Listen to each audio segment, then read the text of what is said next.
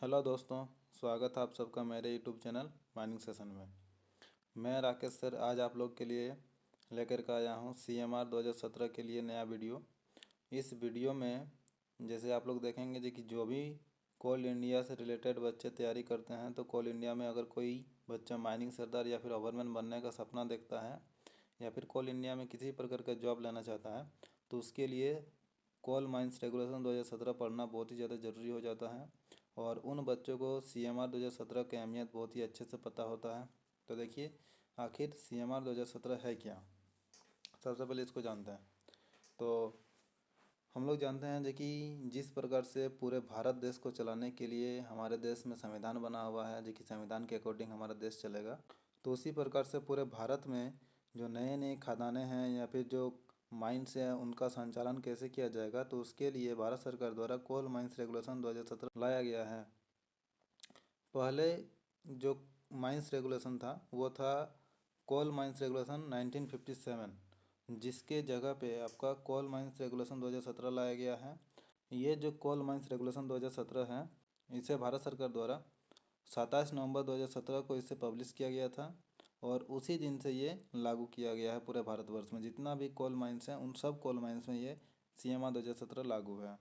उससे पहले coal mines regulation 1957 चलता था, तो उस CMR को हटा करके नया CMR लाया गया है जो कि 2017 में पब्लिश किया गया है। तो इस रेगुलेशन में भी जैसे भारत के संविधान में बहुत सारी चैप्टर्स होते हैं और उनमें भी धाराएं और अनुसूची होती है, तो इसमें भी आप लोग का लेसन्स है और रेगुलेशंस है। तो जब आप CMR 2017 को पढ़ेंगे अच्छा से, तो आपको इसमें दिखाई मिलेगा जी कि इसमें टोटल 17 लेसन्स हैं और जिसके अंतर्गत मिला करके इसमें लगभग 260 रेगुलेशन बनते हैं।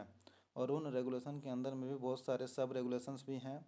तो इसमें अगर आप चैप्टर वाइज देखेंगे तो सबसे पहले कोल माइंस रेगुलेशन का जो चैप्टर है वो है चैप्टर 1, जो कि है प्रिलिमिनरी, जिसमें आप लोग का रेगुलेशन 1 और रेगुलेशन 2 शामिल है।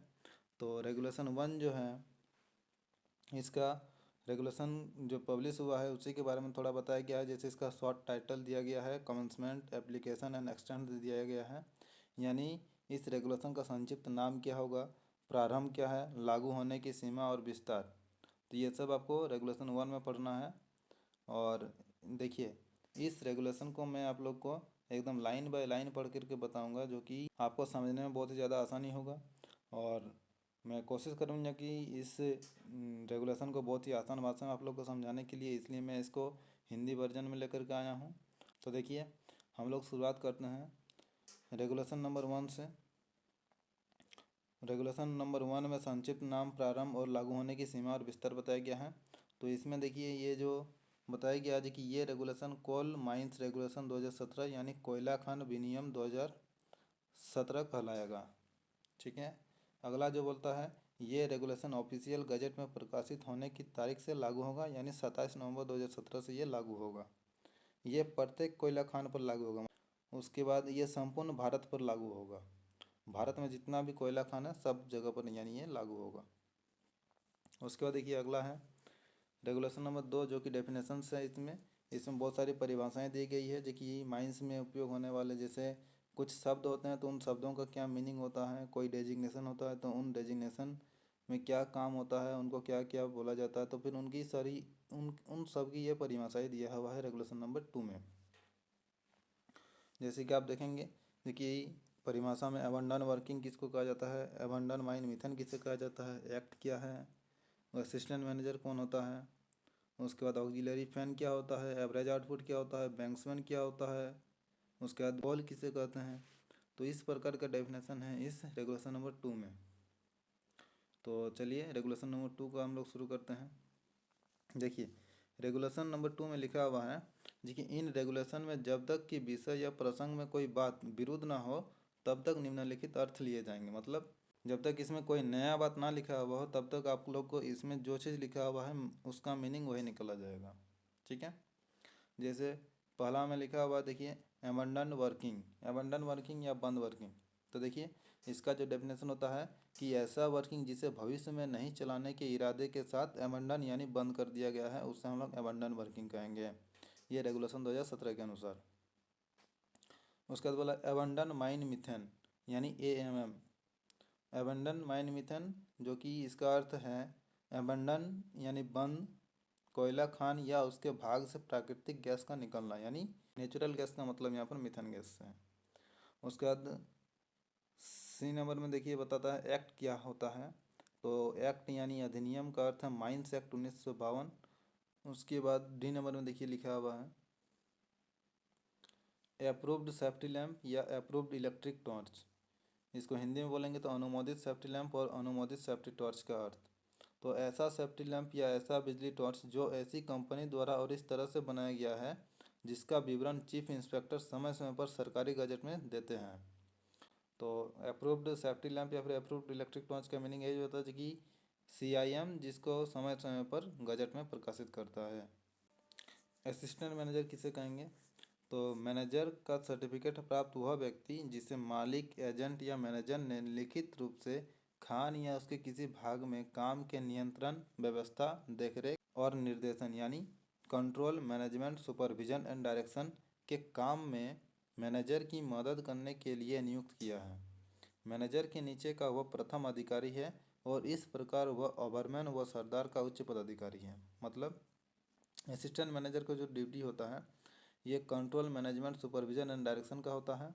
इसको ऑनर या एजेंट या मैनेजर के द्वारा लिखित रूप से नियुक्त किया जाता है मैनेजर के काम में हेल्प करने के लिए। और ये जो होता है ओवरमैन और सरदार का सुपीरियर होता है। अब देखिए ऑक्सिलरी फैन किसे कहते हैं? ऑक्सिलरी पंखा या सहायक पंखा। ऑक्सिलरी पंखा का अर्थ है हवा फेंकने वाला पंखा यानी फोर्सिंग फैन, या हवा खींचने वाला पंखा यानी एग्जॉस्टिंग फैन, जो भूमिगत खान में पूर्णतः या मुख्यतः किसी एक ही वेंटिलेशन डिस्ट्रिक्ट के या एक से अधिक आयतनों में हवा पहुंचाने के लिए काम में लिया जाता है। तो उसको हम बोलते हैं ऑक्सिलरी फैन। उसके बाद एवरेज आउटपुट किसे कहते हैं यानी औसत उत्पादन। तो इसका अर्थ है कि निर्धारित खान की सीमा में पिछले वित्तीय वर्ष यानी फाइनेंशियल ईयर के कुल उत्पादन के अनुसार प्रत्येक महीना का औसत उत्पादन। मतलब फाइनेंशियल ईयर में जो उत्पादन किया जाता है तो उसको हम लोग जब 12 महीना से डिवाइड कर देंगे तो प्रत्येक महीने का आप लोग को एवरेज आउटपुट पता चल जाएगा। फाइनेंशियल ईयर क्या होता है तो उसको भी हम लोग आगे चल करके पढ़ेंगे। अब देखिए बैंक्समैन किसे कहते हैं? तो बैंक्समैन का अर्थ है वह व्यक्ति जिसे चाणक यानी साफ्ट या इंक्लाइन के ऊपर आदमी, सामान और औजार, लोल या हाविस होने की देखरेख के लिए और घंटी देने के लिए रखा गया है। मतलब बैंक्समैन का काम होता है जो कि ये साफ्ट के ऊपर में रहते हैं और किसी भी इंक्लाइन के माउथ में रहते हैं, जो क्या करते हैं ना लोगों को आने जाने समय ये आदमी, सामान और औजार इसकी लोल और हाविस यानी ऊपर और नीचे करने की देखरेख करता है और घंटी देने का काम करता है। उसके बाद आप लोग देखेंगे जी कि बूस्टर फैन क्या होता है। तो बूस्टर फैन का अर्थ है भूमिगत खान में या फिर भूमिगत भाग में बैठाया गया हवा खींचने यानी एग्जॉस्ट या हवा फेंकने वाला यानी फोर्सिंग ऐसा यांत्रिक पंखा जो उस खान या उसके किसी वेंटिलेशन डिस्ट्रिक्ट के इनटेक या रिटर्न रास्ते में बहने वाली समस्त हवा के प्रवाह को बढ़ा देता है। मतलब बूस्टर फैन क्या करता है जो कि उस खान के इनटेक या रिटर्न में जो हवा बहता है तो उसका स्पीड को क्या करता है, ये बढ़ा देता है। उसका देखेंगे हम लोग कोल का डेफिनेशन क्या होता है। तो कोल यानी कोयला का अर्थ है एंथ्रासाइड, बिटुमिनस, लिग्नाइट, पीट और दूसरा कोई कार्बन युक्त पदार्थ जो कोयले के रूप में बेचा जाता है या बिक्री के लिए तैयार किया जाता है, तो उसे भी हम लोग कोयला में शामिल करते हैं।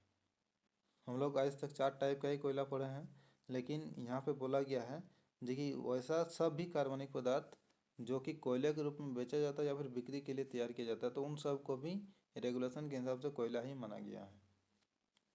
अब देखिए कोल माइन मिथेन क्या होता है। तो इसका अर्थ है कि कोयला खान या उसके भाग से प्राकृतिक गैस का निकलना, इसी को हम लोग बोलते हैं कोल माइन मिथेन। अब देखिए कमेटी क्या है। तो कमेटी का अर्थ है एक्ट के सेक्शन 12 के अधीन नियुक्त की गई कमेटी। ये क्वेश्चन बहुत बार पूछता है। तो ये माइंस एक्ट के सेक्शन 12 के अधीन नियुक्त की गई कमेटी को ही हम लोग कमेटी समझेंगे। अब देखिए कॉम्पिटेंट पर्सन किसे कहते हैं।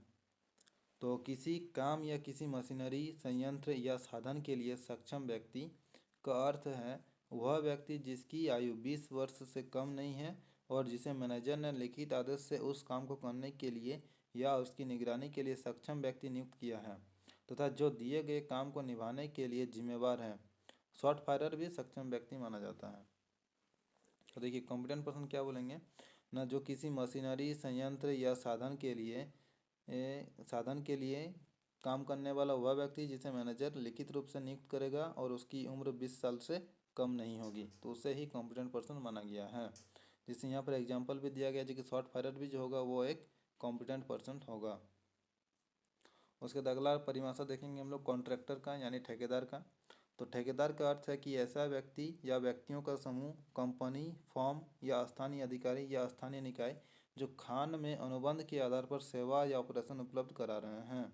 इसमें उप ठेकेदारों भी शामिल है, मतलब कॉन्ट्रैक्ट के बेसिस पर वहाँ पे वो लोग काम करते हैं, तो उन्हीं को बोलेंगे क्या हम लोग कॉन्ट्रैक्टर। ये कोई व्यक्ति हो सकता है, व्यक्तियों का समूह हो सकता है, या कोई कंपनी हो सकता है, या फिर कोई स्थानीय अधिकारी या निकाय हो सकता है।